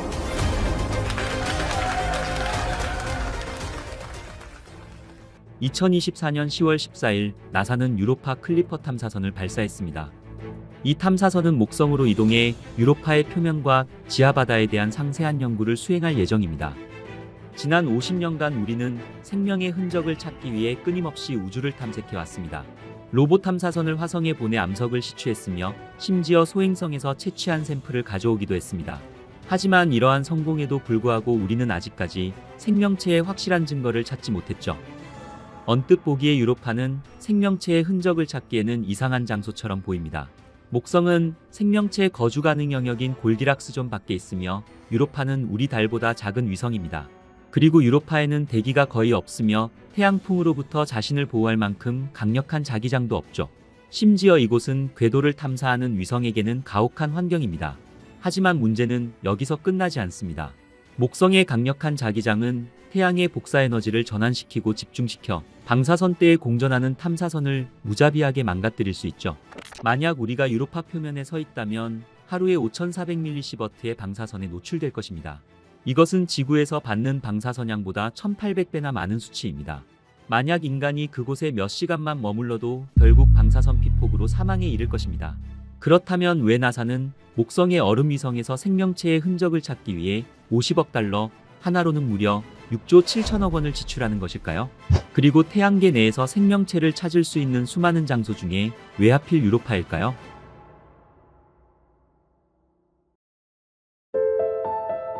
우리는 오랫동안 유로파가 생명의 잠재력을 가지고 있다 생각해 왔습니다. 이는 얼음 표면 아래에 거대한 바다가 존재할 것이라는 우리의 의심에서 비롯되었죠. 그렇다면 우리는 어떻게 유로파의 지하바다가 존재한다는 것을 알 수 있을까요? 유로파에 물이 존재한다는 첫 번째 직접적인 확인은 보이저 탐사선에서 나왔습니다. 1979년 3월 나사의 보이저 1호와 보이저 2호는 태양계 탐사 프로그램의 일환으로 목성의 위성 유로파 궤도를 따라 이동했습니다. 보이저 탐사선은 25만 킬로미터 떨어진 곳에서 비행하며 유로파 표면의 놀라운 이미지를 포착했죠. 유로파는 태양계의 다른 대부분의 위성들과 비교해보면 무언가 빠져있다는 것을 알 수 있습니다. 바로 크레이터의 흔적이었죠. 수십억 년 동안 모든 행성과 위성들은 소행성들의 폭격을 받아왔습니다. 그리고 대부분의 행성 표면에는 그 흔적이 남아있죠. 하지만 유로파는 그렇지 않았습니다. 유로파의 표면은 매끄럽고 크레이터가 적었지만 이상하게도 움직이는 얼음으로 형성된 긴 능선들로 가득 차 있었습니다. 이 이미지들은 과학자들의 상상력을 자극하며 유로파로 향하는 더 많은 탐사 임무들로 이어지는 계기가 되었죠. 보이저 5 발사 16년 후 갈릴레오 탐사선이 목성에 도착했습니다. 갈릴레오 탐사선은 8년 동안 이 거대한 가스 행성과 그 위성들을 연구했죠. 갈릴레오 탐사선은 임무 수행 중 몇 가지 이상한 일들을 겪게 됩니다. 목성의 다른 위성 중 하나인 이오에 근접 비행할 때 귀중한 데이터를 손실한 것입니다. 갈릴레오 탐사선은 목성의 방사선대 안에 너무 오래 머물렀고 그 장비들은 설계된 방사선량의 3배를 견뎌야만 했던 것입니다. 그리고 갈릴레오 탐사선의 자력계는 또 하나의 흥미로운 것을 감지했습니다. 목성의 자기극은 지구와 마찬가지로 지리적 극과 일치하지 않습니다. 그리고 행성이 10시간마다 자전하면 전체 자기장이 흔들립니다. 목성에서 발생하는 변화하는 자기장은 유로파의 자기장을 유도하며 그 자기장은 상당히 강력합니다. 이것은 유로파 내부에 전기전도성층이 존재해 목성 자기장에 반응한다는 것을 의미했죠. 갈릴레오 탐사선의 측정 결과에 따르면 이 층은 표면 가까운 곳에 불과 수십 킬로미터 깊이에 있어야만 했습니다. 유로파의 표면은 두꺼운 얼음 지각으로 덮여 있습니다. 이 붉게 보이는 갈색 지역들은 분광기를 통해 관찰했을 때 수화된 염분과 황산, 심지어 박테리아와 같은 여러 가지 물질의 특징과 일치합니다. 최근 제트 추진 연구소의 실험에서는 하얀색의 해염이 강력한 방사선에 노출될 때 유로파의 지표면 색깔과 동일한 갈색으로 변한다는 사실이 밝혀졌죠. 이 실험에서 과학자들은 유로파 내부에 거대한 소금물의 바다가 존재하며 그 깊이가 100km에 달할 수 있다고 생각하게 됩니다. 그리고 이 바다가 지질 활동을 일으켜 유로파의 표면을 끊임없이 새롭게 만들 것이라 추측했죠. 그렇다면 과학자들은 왜 태양에서 멀리 떨어진 두꺼운 얼음층 아래, 그것도 이런 극한 조건에서 외계 생명체가 존재할 수 있다고 생각하는 걸까요? 만약 과학자들의 생각처럼 그곳에 생명체가 있다면 얼마나 복잡한 생명체일까요? 유로파의 두꺼운 얼음 껍질은 지하 바다를 방사선으로부터 보호합니다. 그리고 과학자들은 이 치명적인 방사선들이 유로파의 생명체 가능성의 핵심이 될 수 있다 말하고 있죠. 유로파의 얼음 표면에 부딪힌 플라스마와 대전된 이온들이 과산화수소와 같은 강력한 산화제를 생성할 수 있습니다. 만약 이 산화제들이 유로파의 지하바다로 흘러들어간다면 다른 분자들과 반응해 생명체가 활용할 수 있는 다양한 요소들을 생성할 수 있다는 것이죠. 우리는 이미 액체물이 생명체가 출현하는 데 필수적이라는 것을 알고 있으며, 그리고 유로파에는 충분한 양의 물이 있습니다. 게다가 유로파의 물은 끊임없이 움직이며 규산염 멘틀과 상호작용합니다. 이것은 광물 화합물이 씻겨 내려가 잠재적인 생명체에게 자원을 제공한다는 것을 의미했죠. 하지만 목성은 지구에서 받는 햇빛의 약 4% 정도밖에 받지 못합니다. 따라서 유로파의 표면 온도 또한 항상 영하 160도 이하이며, 일반적인 상식으로는 유로파에 바다가 있더라도 그 바다는 완전히 얼어붙어 있을 것이라고 생각할 수 있습니다. 하지만 유로파는 태양에 의존하지 않고도 열을 발생시킬 수 있는 방법을 가지고 있었죠. 유로파가 목성에 가깝게 공전하는 것 또한 또 다른 방식으로 생명체에 필수적인 에너지를 제공할 수 있습니다. 유로파의 20율 높은 궤도는 위성을 수축하고 팽창시키는 조성력을 생성합니다. 이로 인해 발생하는 마찰은 지하바다를 비교적 따뜻하게 유지시킬 수 있으며 생명을 유지하기 위한 충분한 열을 발생시킬 수 있죠. 유로파의 공전 궤도는 완벽한 원형이 아닙니다. 이것은 이오와 유로파, 가니메데가 궤도 공명 상태에 있기 때문입니다. 가니메데가 한 번 공전할 때마다 유로파는 2번, 이오는 4번 공전합니다. 이로 인해 이오는 궤도의 한쪽에서 유로파를 안쪽으로 당기며, 가니메데는 다른 쪽에서 바깥쪽으로 당겨 유로파 궤도를 더욱더 20율 높게 만듭니다. 그리고 목성의 인력 또한 목성 궤도에 가까운 쪽에서 더 강해지죠. 따라서 유로파는 끊임없이 늘어나고 찌그러지기를 반복한다는 것입니다. 과학자들은 유로파의 조석 변형으로 인해 발생하는 마찰이 유로파의 지하바다를 액체 상태로 유지할 만큼 충분한 열을 발생시킨다고 믿고 있죠. 이것이 바로 목성의 위성 이오가 이렇게 화산 활동이 활발한 이유일 것입니다. 화산 활동은 또 다른 에너지원이 될 수 있습니다. 만약 유로파의 얼음지 표면 아래 화산이 숨겨져 있다면 생명에 필요한 조건을 만들 수 있습니다. 예를 들어 우리가 살고 있는 지구에서도 해저의 화산암이 소금물과 상호작용하며 에너지를 생성해 화학 반응을 일으켜 미생물과 기타 유기체가 번성할 수 있습니다. 과학자들은 유로파에도 지구와 유사한 심해 열수 분출구가 존재할 수 있다 믿고 있죠. 또한 생명체가 출현하기 위한 가장 중요한 조건은 모든 생명체의 근본적인 구성 요소인 화학 원소의 존재입니다. 최근 연구에 따르면 이러한 원소들이 실제로 유로파에 존재한다는 것이 밝혀졌죠. 최근 허블 망원경이 이산화탄소를 감지하는 데 성공했으며, 허블의 데이터 분석에 따르면 이 이산화탄소는 운석이나 다른 외부에서 온 것이 아니라 유로파의 지하바다에서 유래했을 가능성이 높다는 것입니다. 그리고 허블이 촬영한 적외선 이미지 또한 유로파 표면에서 탄소로 보이는 흰색 점을 발견했죠. 특히 이 이산화탄소는 지질학적으로 최근에 퇴적되었을 수 있다는 것입니다. 그리고 더욱 놀라운 가설은 지금 이 순간에도 유로파의 얼음 아래에서 무언가가 살아있는 생명체가 있을 수 있다는 것입니다. 이산화탄소 외에도 과산화수소의 흔적이 발견되었는데, 이것은 혐기성 고세균에 의한 메탄 생성에 필수적입니다.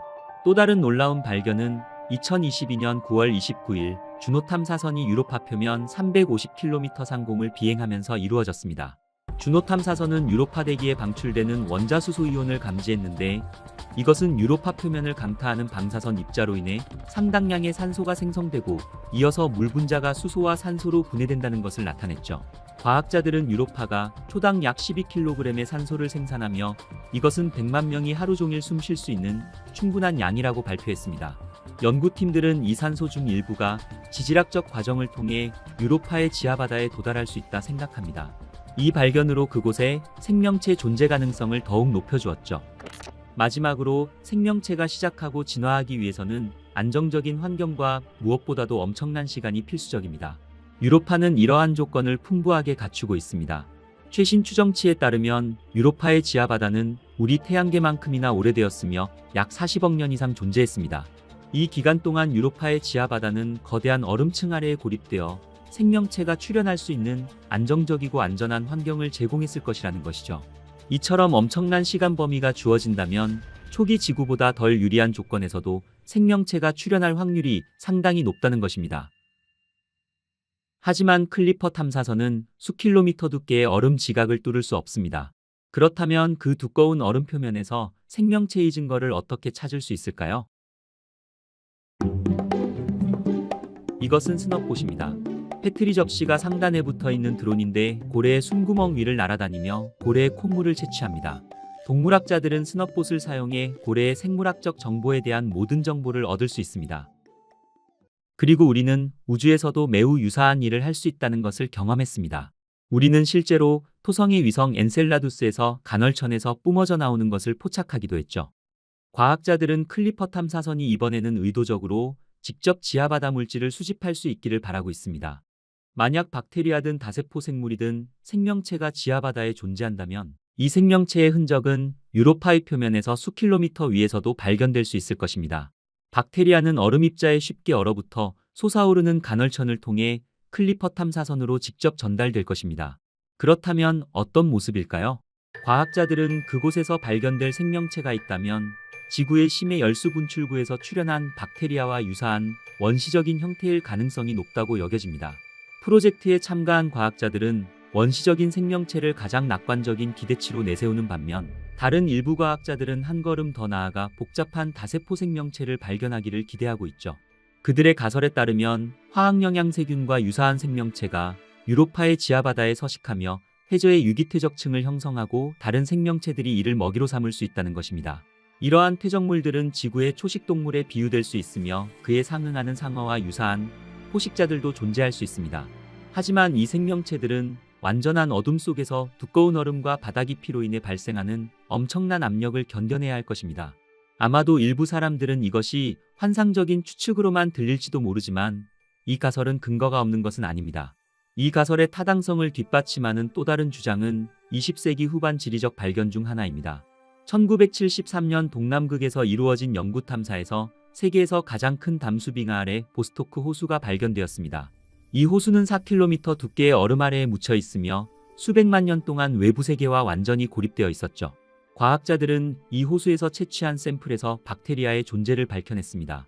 보스토크 호수의 조건은 유로파의 지하바다와 크게 다르지 않을 것입니다. 지구에서 발견된 이 독특한 사례는 겉으로는 절망적이고 극한 조건에서도 생명체가 실제로 존재할 수 있다는 믿음을 주었죠. 유로파 클리퍼는 나사가 행성 탐사 임무를 위해 제작한 가장 큰 우주선입니다. 무게는 약 6.5톤에 달하며 이 크기는 거대한 아프리카 코끼리와 같죠. 그리고 태양 전지판이 엄청나게 큽니다. 만약 태양 전지판을 자유의 여신상에 놓는다면 발가락 끝에서 왕관까지 닿을 것입니다. 그리고 이 탐사선의 장비들은 그 크기뿐만 아니라 기술적인 경이로움 그 자체였습니다. 유로파 클리퍼 탐사선은 9개의 최첨단 과학 장비를 탑재하고 있으며 유로파에 도착하는 동시에 작동하기 시작할 것입니다. 첨단 과학 장비 중에는 얼음을 관통하도록 설계된 레이더도 있습니다.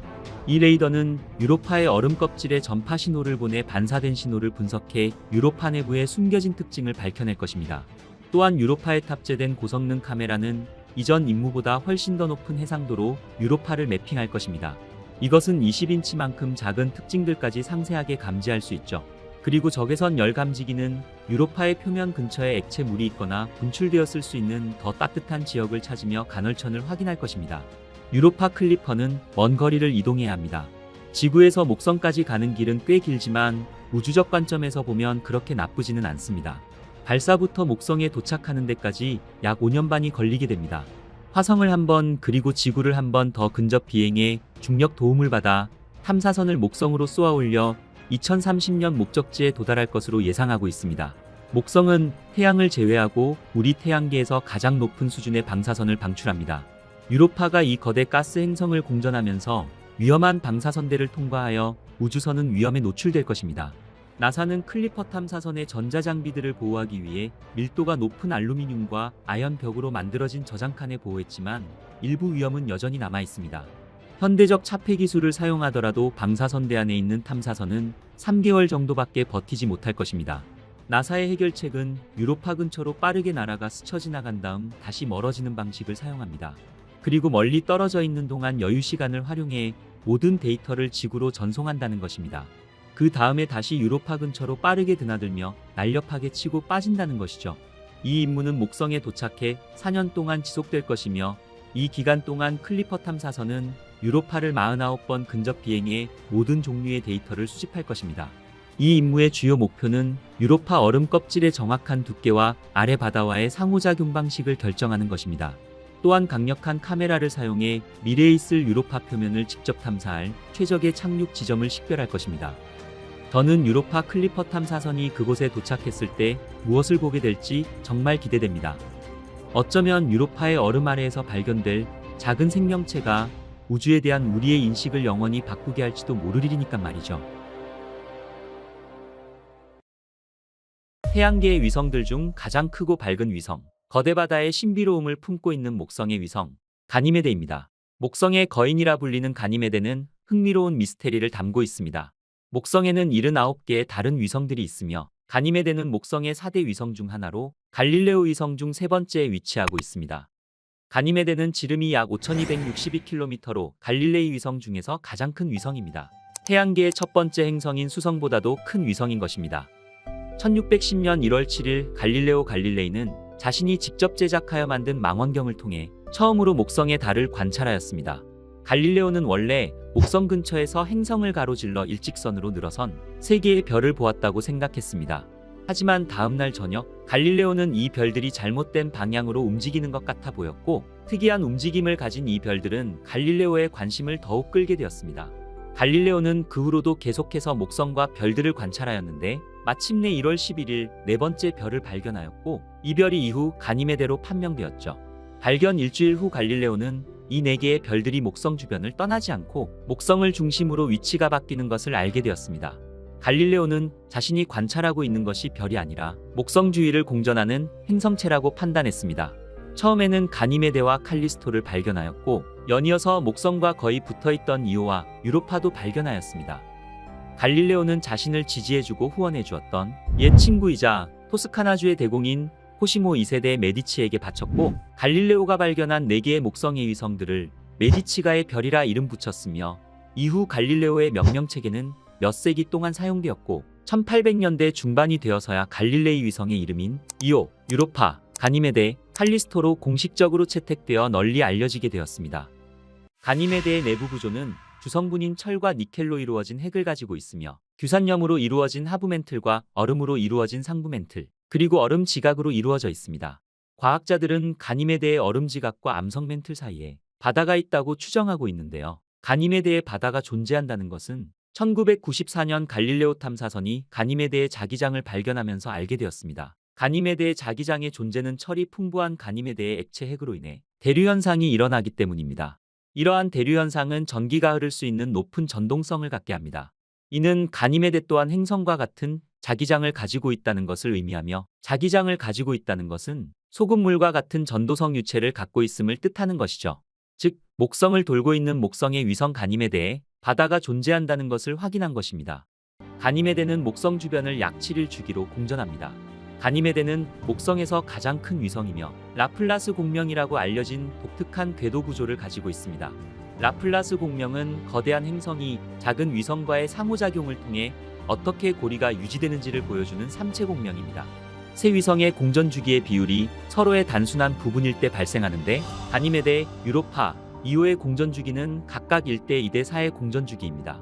이 궤도 구성은 가니메데의 내부와 지질 활동에 중요한 영향을 미칩니다. 위성들 사이의 중력 상호작용은 위성들이 서로 잡아당겨 조석 가열을 일으키며 궤도를 돌면서 목성과 다른 위성들의 중력 변화로 인해 다양한 조석력을 가지게 되는 것이죠. 이 조석 가열은 가니메데 내부에서 열을 발생시키며 화산 폭발이나 지각 변동과 같은 지질학적 활동으로 이어집니다. 조석 가열에 의해 발생하는 열은 고랑, 홈과 같은 독특한 지질 활동의 주요한 원인이 되는 것이죠. 이 같은 조석 가열 효과는 가니메데의 해저 바다에서도 뚜렷이 나타나게 되는데, 조석력에 의한 가열은 가니메데의 얼음 멘틀이 녹는 것으로 이어지며 결과적으로 액체 상태의 해저 바다가 형성되는 것입니다. 이 해저 바다는 가니메데의 암석 중심부와 접촉하고 있으며, 이는 생명체가 살기에 적합한 환경을 제공합니다. 전반적으로 가니메데와 유로파, 이오의 라플라스 공명은 가니메데의 조석 가열과 지질 활동에 중요한 역할을 하는 것입니다. 가니메데의 표면 반사율은 약 43%로 태양계 위성 중에서 가장 밝습니다. 이는 얼음과 물이 50에서 90% 정도의 비율로 표면을 덮고 있기 때문에 달의 표면 반사율이 12%임을 감안하면 가니메데는 매우 밝게 빛나고 있는 것입니다.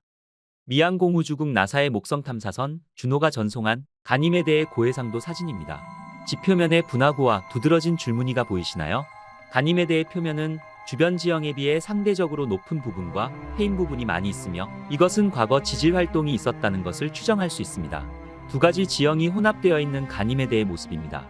밝은 물질과 어두운 물질이 섞여 있는 심하게 분화된 지형을 가지고 있는 가니메데는 내부에서 표면으로 방출되는 분화로 인해 가니메데의 표면에 밝은 물질과 어두운 물질이 혼합된 복잡한 지형이 형성되었습니다. 가니메데의 어두운 부분은 위성 표면을 약 3분의 1가량 덮고 있으며 40억 년 전 생긴 충돌구와 그보다 덜 오래된 듯한 광범위한 균열, 능선으로 가로지르고 있는 밝은 부분으로 덮여 있습니다.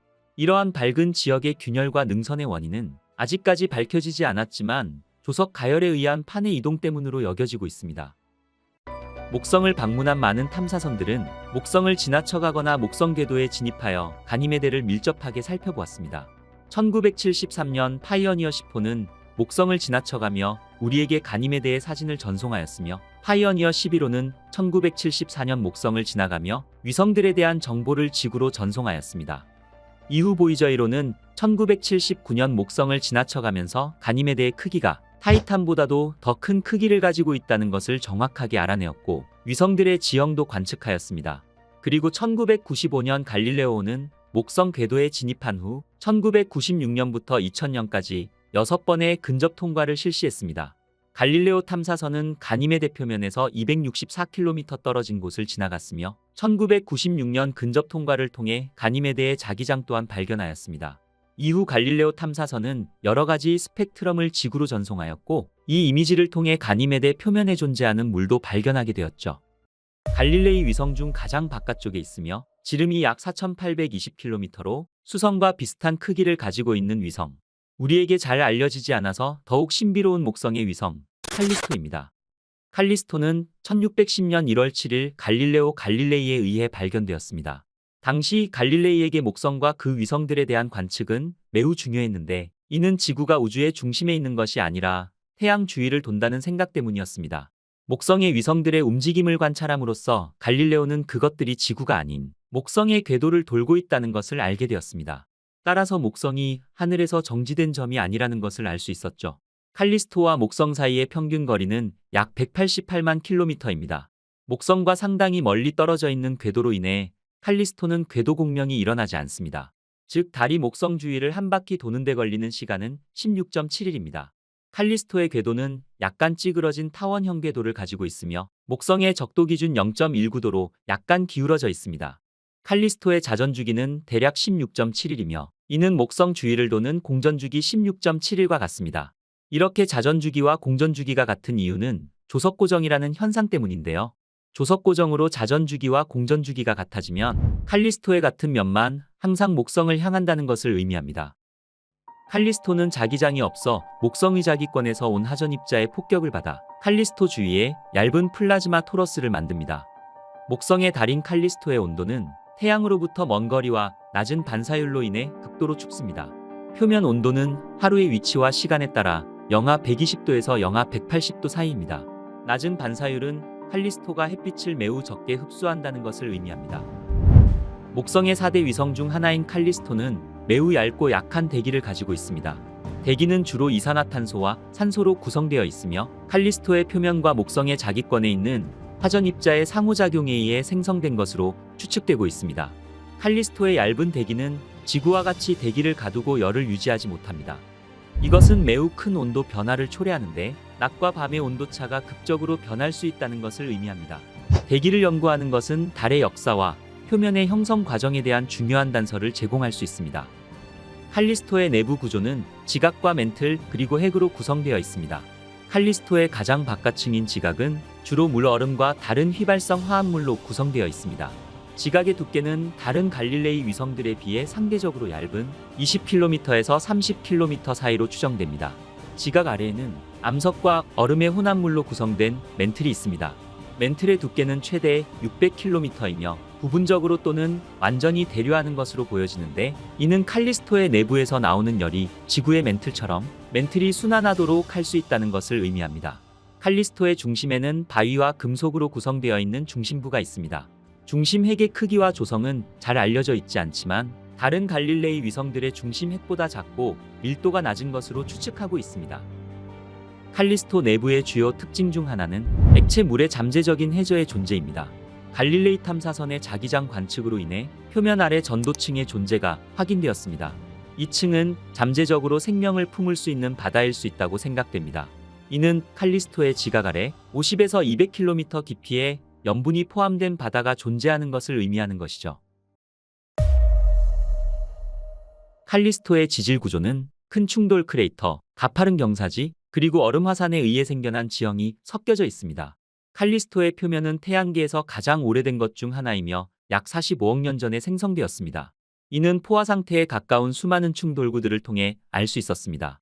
칼리스토는 화산 활동이나 판구 조롱과 같은 지질학적 흔적을 전혀 나타내지 않기 때문에 표면이 오랜 세월 지난 후에도 온전한 상태로 남아 있습니다.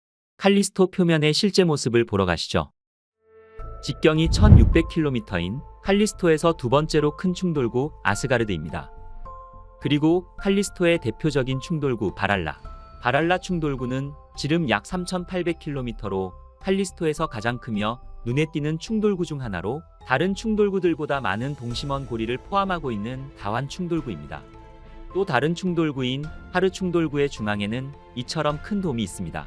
하르 충돌구에서는 연속적인 분출물 담요도 볼 수 있습니다. 칼리스토 표면에는 반사율이 80% 이상인 얼음으로 이루어진 밝은 부분들이 많이 분포해 있습니다. 또한 나머지 어두운 부분들은 대부분 주변 지형의 낮은 지점에 위치하고 있으며 밝은 지역을 둘러싸고 있습니다. 칼리스토의 표면은 밝은 점들로 표시되는데 이것은 새로 노출된 얼음의 영역으로 보여집니다.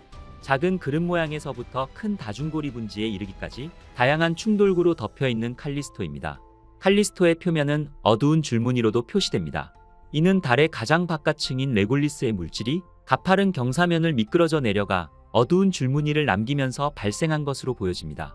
이 줄무늬들은 가파른 분화구와 경사면에서 가장 흔합니다. 또 다른 유형의 지질학적 특징은 얼음 화산입니다. 칼리스토의 얼음 화산 활동은 지구의 화산 활동에서 분출되는 마그마가 아닌 물, 암모니아 또는 다른 휘발성 물질에 분출하는 화산 활동입니다. 얼음 화산의 특징은 어두운 물질이 분출되며 그 물질이 달의 표면에서 얼어붙는다는 점입니다. 또한 이러한 현상으로 인해 어두운 점과 능선이 형성된 것으로 보여집니다. 이러한 특징으로 인해 칼리스토는 더러운 얼음 행성이라는 독특한 별명을 얻게 된 것이죠. 칼리스토의 표면은 밝은 지역과 어두운 지역이 혼합된 것이 특징입니다. 밝은 지역은 상대적으로 젊은 지형으로 저온 화산 활동이나 다른 지질학적 과정의 결과로 형성되었습니다. 이러한 특징은 얼음과 같은 고체가 액체로 변하지 않고 기체로 변할 때 발생합니다. 이 과정은 달의 기반함에 있는 얼음이 햇빛과 다른 형태의 에너지에 노출될 때 생기는 현상으로 얼음이 승화되어 기체로 변하게 할 때 발생하는데 이때 주변 안반이 불안정해져 산사태가 발생할 수 있습니다. 그동안 칼리스토를 포함한 목성의 탐사는 계속되어 왔습니다. 나사의 파이어니어 10호와 11호는 목성과 목성의 위성들의 근접 통과를 하며 칼리스토의 첫 번째 클로즈업 이미지와 여러 측정값을 제공하였고, 이후 발사된 보이저 1호와 2호는 칼리스토 표면 특징과 구성을 포함한 자세한 이미지를 우리에게 보내왔습니다. 1989년 발사된 나사의 갈릴레오 탐사선은 14년 동안 목성 탐사 활동을 하였으며 칼리스토 표면의 고해상도 이미지와 자기장, 그리고 표면 온도를 포함한 지금까지 가장 상세한 이미지와 자료를 제공했습니다. 그리고 현재 목성 궤도를 돌고 있는 나사의 주노 탐사선. 주노 탐사선은 목성과 그 위성들의 자기권과 방사선 환경에 대한 새로운 정보를 우리에게 제공했습니다. 이후 이루어질 탐사 계획으로는 2024년 발사 예정인 유럽 우주국의 주시 탐사선입니다. 주시 탐사선은 칼리스토와 다른 얼음 위성들에 대한 자세한 연구를 목표로 하고 있습니다. 파이어니어, 보이저, 그리고 갈릴레오 탐사선과 카시니오, 주노 탐사선까지 지금까지 여러 탐사선들로 인해 목성과 그 위성들의 특징과 환경 등 귀중한 정보를 얻을 수 있었습니다. 그러나 아직까지 칼리스토에 대한 집중적인 연구는 이루어지지 못했습니다.